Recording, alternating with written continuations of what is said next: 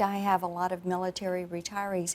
They are very frustrated that the president has not been able to clearly define a situation, define a strategy, define So an on that execution, point, and he is not talking about Iran. right. Which is Well, he another is thing talking that about they- Iran. And let me just to they that point continue. about not defining a strategy. Obviously, we heard him define a strategy last night about deterring and degrading Assad from using chemical weapons. And there's an opportunity there clearly for Russia. But he has outlined a plan for stabilizing the region and toppling Assad. And he's been actually exercising it for the past 2 years. $1 billion in humanitarian aid, working through a political system so that the world is coming together, isolate Assad and rid him of power, crippling sanctions, and supplying weapons to the vetted opposition, the moderate opposition, so that they can fight Assad's forces on the ground. But that's a plan. What in there would you do differently? He still wavers between having a military or a political solution. Why can't you do both? To this.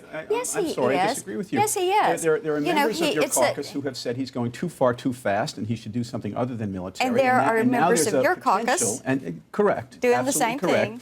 And now there is the potential to satisfy them, those in your caucus and those in my caucus who don't support a military strike. And now you're criticizing him for trying to satisfy that possibility.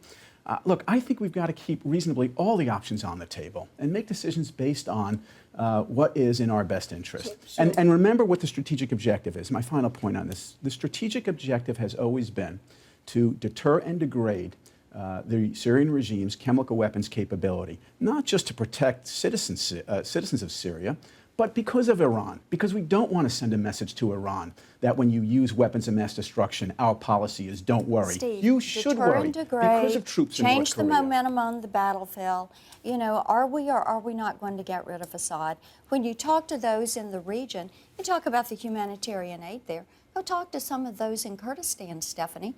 They've not been able to get any help with the refugees. But what that are I don't there. understand, Congresswoman, is what you would do specifically that's different from the laid out president. some It's a things. very difficult situation. It is but a difficult specifically, what would you situation. do differently? How would you get the humanitarian aid to those people faster in the middle of a civil war? How would you do that? And beginning to work with our allies, working with So if Jordan and Turkey, and which Kurdistan, the president is doing. Which Kurdistan, you can go talk to the individuals up there. No, Baghdad has not made certain that those in Kurdistan have the supplies that they need. They are flooded.